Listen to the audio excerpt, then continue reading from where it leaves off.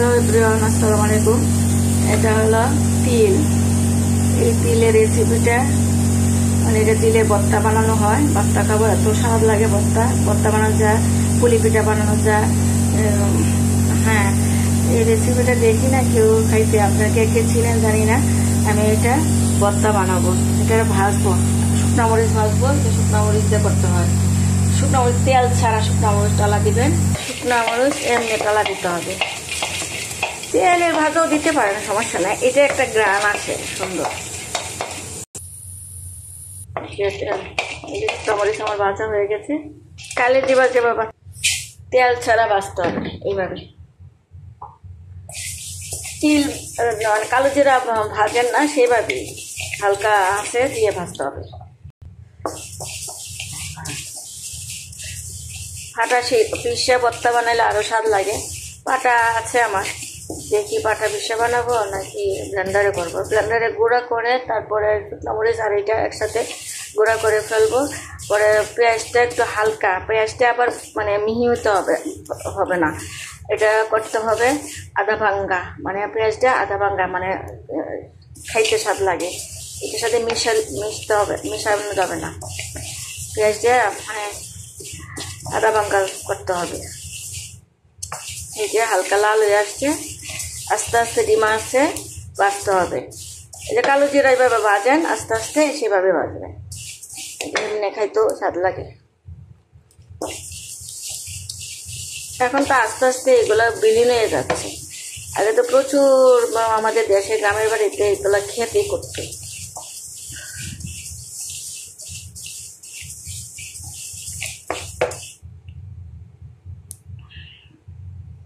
একটা দুটো ফুটতেছে, এটা হয়ে গেছে। পাটা শিলে তিল ভর্তা বানাবো।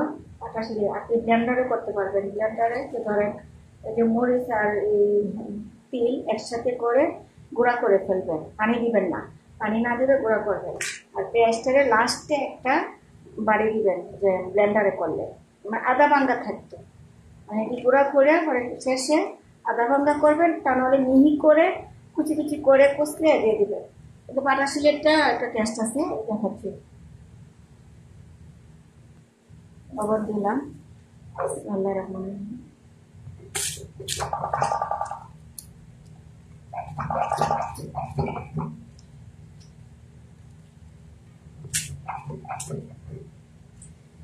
এখন সহজ হয়ে গেছে। পাটা শিলে করে না, আলসামি করে এই ব্লেন্ডারে করে ফেলে সব।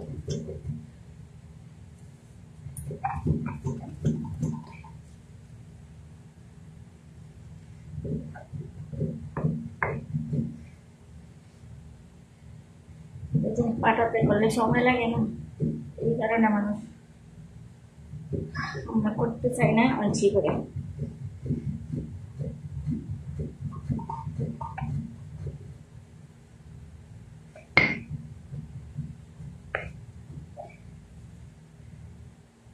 এখন তেলটা পাটাও ছোট, আবার সে অত বড় পাটা আনা যায়, ছোট্ট পাটা আনছি। এখন তো করে কিছু খাইও না, ভর্তা বানাতে ইচ্ছা করে ফাটা বিষয় প্যাকেট করে দিই। মরিচ আপনাদের স্বাদ মতো মরিচ দেবেন, পেঁয়াজ একটু ঝাল কাট সেভাবে দেবেন। আমি একটু ঝাল খাই, ঝাল দিলাম।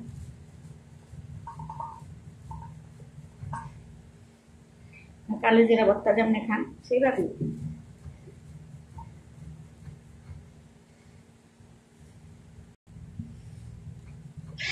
তেলের একটা ঘ্রাণ আছে, শুকনো মরিচটার তেলে ভাজা থেকে একটু এমনি টালা দিলে একটা ঘ্রাণ হয়, এটার সাথে ঘ্রাণটা সুন্দর আসে। তেলের একটা ঘ্রাণ সুন্দর, খেতেই ভালো লাগে। তেলে পুলি পিঠা বানালে, নারকেলের পুলি পিঠা বানালে এইভাবে তেলটা গুড় দিয়ে বা চিনি দিয়ে কিছুটার মতো বানাইয়া পরে নারকেল যেভাবে দেয় সেইভাবে পুলি পিঠা বানাই। আরেকদিন বানায় দেখাবো, বানাইছিলাম মনে একবার দিয়েছিলাম ফেসবুকে।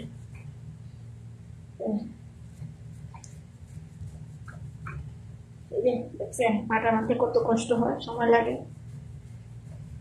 ব্লেন্ডারে দিলে 2 মিনিট লাগবে না। ব্লেন্ডারে সহজ।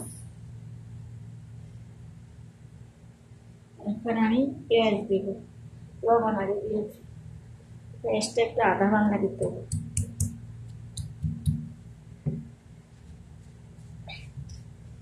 পেঁয়াজের পানি দিয়ে এটা একটু ইয়া হবে, ওই ভিজা ভিজা হবে, এমনি পানি দেওয়া লাগবে না। ওই যে পেঁয়াজের পানি দিই, পেঁয়াজ আরও দিতে হবে, বেশি করে পেঁয়াজ দিলে মুখে লাগলে পেঁয়াজটা কামড়ে এদের সাথে এটা স্বাদ লাগে।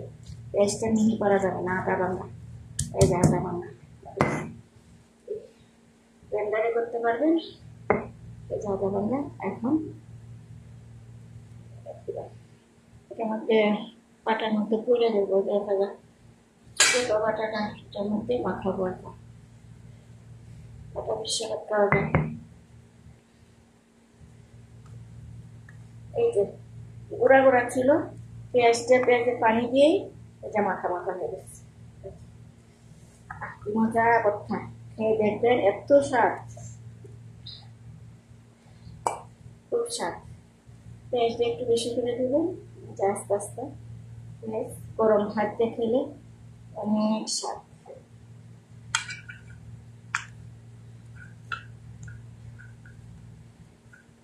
একটা ঘ্রাণ আসছে, ঠান্ডা তো আপনাদের শুকাইতে পারবো না। এবারে খেয়ে দেখবেন তিলের ভর্তা গরম ভাত দিয়ে।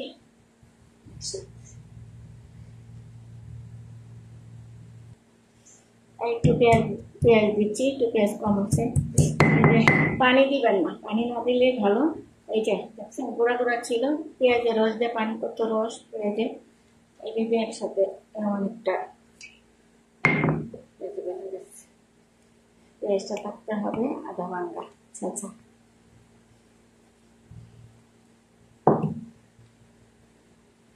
এই যে আমার তিল ভর্তা। এখন আমি বাটা মুছে ভাত খাবো। তিলের ভর্তা আগে আমরা চাচিরা ভর্তা বানাইতো, বাটা মুছে দিত, খাইতাম।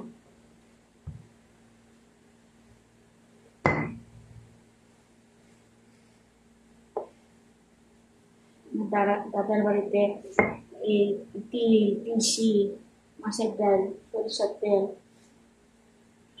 অনেক কিছু খেতে করতো। এখন তো ধান খেতেই করতে চায় না, ইচ্ছে করে।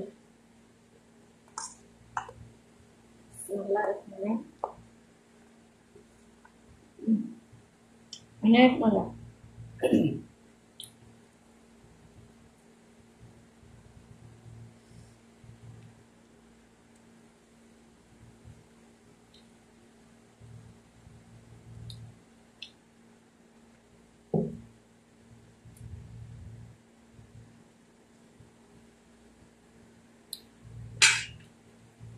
পেঁয়াজটা খামড়ে পড়ে, এর জন্য বেশি করে পেঁয়াজ দিলে স্বাদ লাগে।